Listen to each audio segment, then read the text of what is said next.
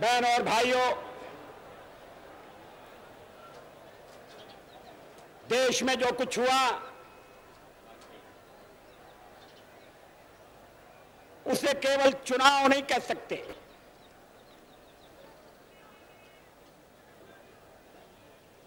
एक शांतिपूर्ण क्रांति हुई है।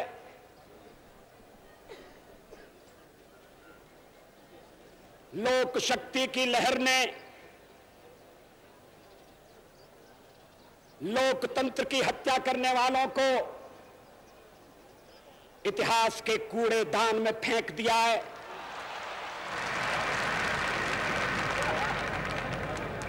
और जिनके हृदय में लोकतंत्र के लिए अटूट निष्ठा है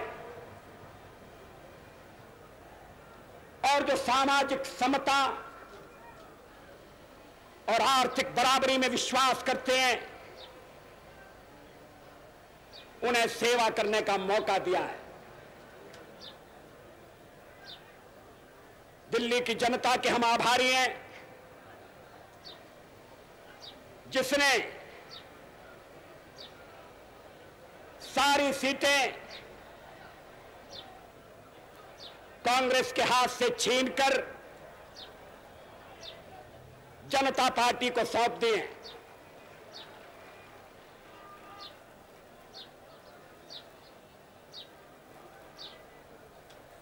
देश के और भागों में भी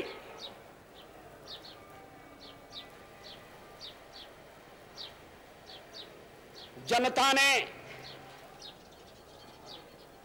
असंदिग्ध निर्णय दिया है।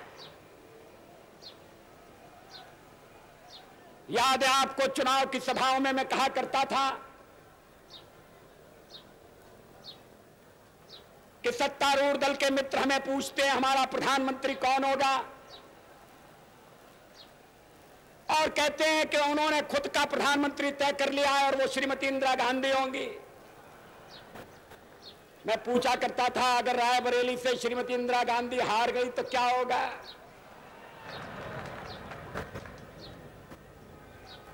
और श्रीमती इंदिरा गांधी हार गई और हमने अपना प्रधानमंत्री आज निर्वाचित कर लिया।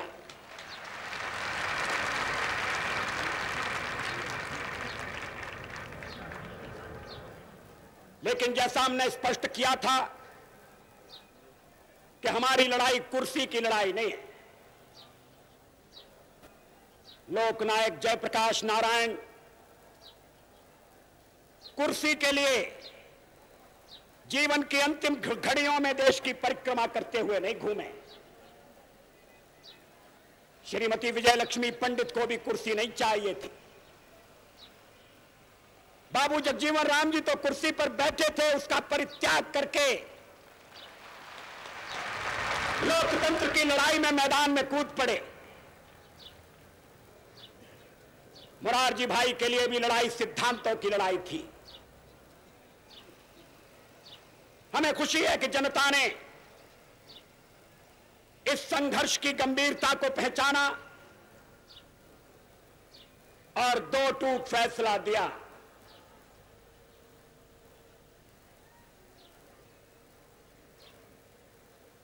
जनता ने आपने हमारे ऊपर बड़ी जिम्मेदारी डाली है।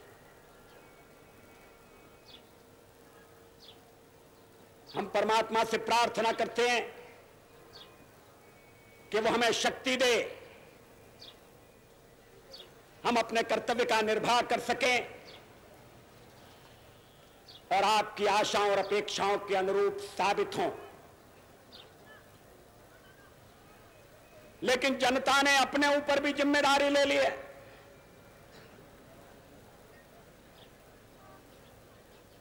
वोट देकर काम खत्म नहीं होता, एक बड़ा काम शुरू होता है। अनुशासन के नाम पर जिन्होंने जातियां की थी,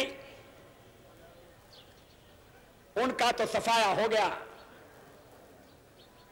लेकिन अनुशासन की आवश्यकता अभी भी बनी हुई है। अंतर केवल इतना है कि हमारा अनुशासन ऊपर से थोपा नहीं जाएगा, आत्मा अनुशासन होगा।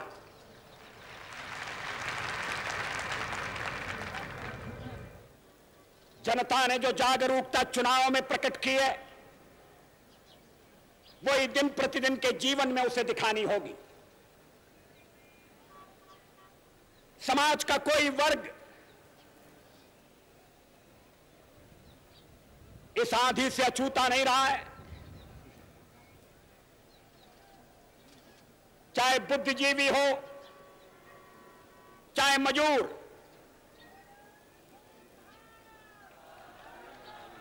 झुग्गी झोपड़ी में रहने वाला हो, या सरकारी कर्मचारी, छोटा व्यापारी, वकील, नौजवान, विद्यार्थी, महिलाएं, गृहिणियां, सबने यह समझकर कि लोकतंत्र दांव पर लगाए अपने मताधिकार का उपयोग किया है। अधिकारों के प्रति सजगता आगे भी आवश्यक होगी।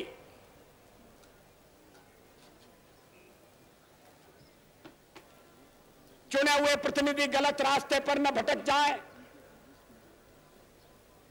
इसलिए आपको जागते रहना होगा।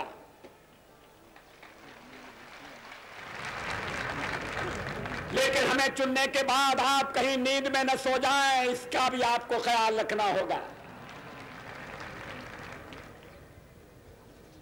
हमारे पूर्वजों ने परमात्मा से संपत्ति नहीं मांगी, शस्त्र नहीं मांगे, एक वरदान मांगा, राष्ट्रे जाग्रयाम वयम, हम राष्ट्र में जागते रहें, सीमाओं पर खड़ी हुई सेनाएं जागती रहें, जिससे कोई सीमाओं का अतिक्रमण न करने पाए। हम किसी को बुरी नजर से नहीं देखेंगे, मगर हम कमजोर भी नहीं होंगे कि किसी को हमें बुरी नजर से देखने का लालच पैदा हो जाए।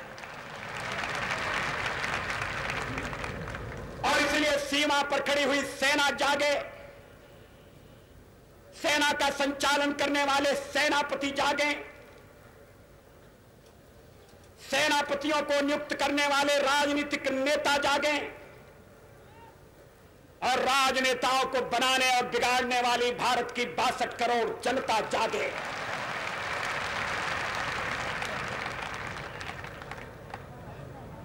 जो अपने को अनिवार्य समझते थे, जो समझते थे कि उनके बिना भारत चल नहीं सकता, जो अपने को और भारत को पर्यायवाची समझते थे,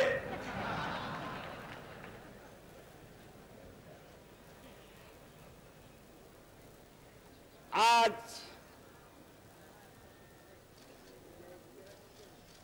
उनकी याद करके बड़ी दया आती है।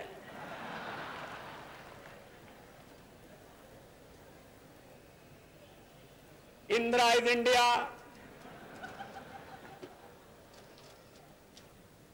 India is Indira. अब शायद उन्हें अनुभव हो रहा होगा कि उन्हें ऐसी बात नहीं कहनी चाहिए थी। जनता पार्टी में, जनता पार्टी के समर्थकों में ऐसा अहंकार कभी पैदा नहीं होने दिया जाएगा, इसका हम आपको विश्वास दिलाते हैं। कोई व्यक्ति कितना भी बड़ा हो मगर देश से बड़ा नहीं हो सकता।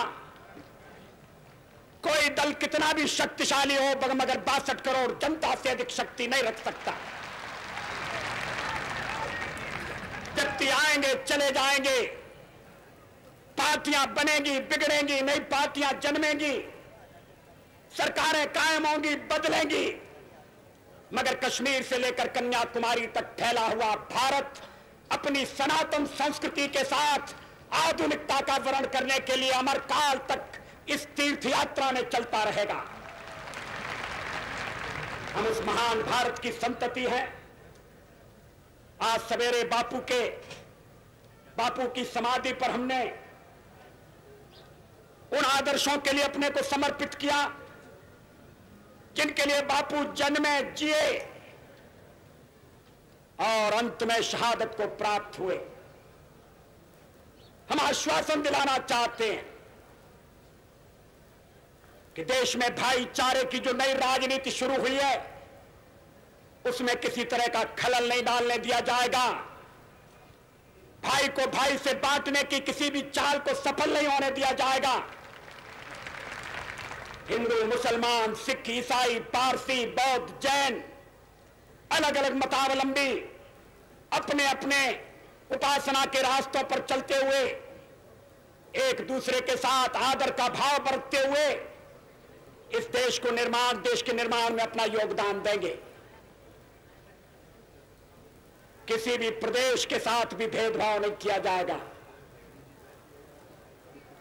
हम जानते हैं कुछ राज्यों में हमें जितने समर्थन की आशा थी वो प्राप्त नहीं हुआ, लेकिन उन राज्यों को भी हम आश्वासन देना चाहते हैं, विश्वास दिलाना चाहते हैं कि नई दिल्ली उनके साथ न्याय करेगी। केवल न्याय करेगी इतना ही नहीं तो हम उनके साथ उदारता का व्यवहार करके उनका हृदय जीतेंगे। एक गलतफहमी पैदा की जा रही है, यह कहा जा रहा है जनता पार्टी की सरकार बन गई, वो अरबों का साथ नहीं देगी, इजराइल का साथ देगी। आदरणीय मोरारजी भाई इस स्थिति को स्पष्ट कर चुके हैं। गलतफहमी को दूर करने के लिए मैं कहना चाहता हूं कि हम हर एक प्रश्न को गुण और अवगुण के आधार पर देखेंगे, लेकिन मध्य पूर्व के बारे में यह स्थिति साफ है कि अरबों की जिस जमीन पर इजराइल कब्जा करके बैठा है वो जमीन उसको खाली करना होगी। आक्रमणकारी आक्रमण के फलों का उपभोग करे, यह हमें अपने संबंध में स्वीकार नहीं है। तो जो नियम हम पर लागू है वो औरों पर भी लागू होगा। अरबों की जमीन खाली होना चाहिए। जो फिलिस्तीन है, उनके जो फिलिस्तीनी हैं उनके उचित अधिकारों की प्रस्थापना होना चाहिए। इजराइल के अस्तित्व को तो सोवियत रूस ने, अमेरिका ने भी स्वीकार किया है, हम भी स्वीकार कर चुके हैं। मध्य पूर्व का एक ऐसा हल निकालना पड़ेगा इसमें आक्रमण का परिमार्जन हो और स्थायी शांति का आधार बने। गलतफहमी की गुंजाइश कहां है, लेकिन शायद वक्ता के नाते मैं अपने अधिकार का अतिक्रमण कर रहा हूं। ये तो नए विदेश मंत्री होंगे जो हमारी विदेश नीति पर प्रकाश डालेंगे। कुछ कहना होगा तो आदरणीय मोरारजी भाई कहेंगे, लेकिन मेरा संबंध एक ऐसी पार्टी से रहा है कि जिसका हवा खड़ा करके चुनाव में ये कहा जाता था कि जनता पार्टी पर जनसंघ हावी है और जनसंघ मुसलमानों का दुश्मन है। कोई इस झूठे प्रचार में नहीं आया, ये बड़ी खुशी की बात है।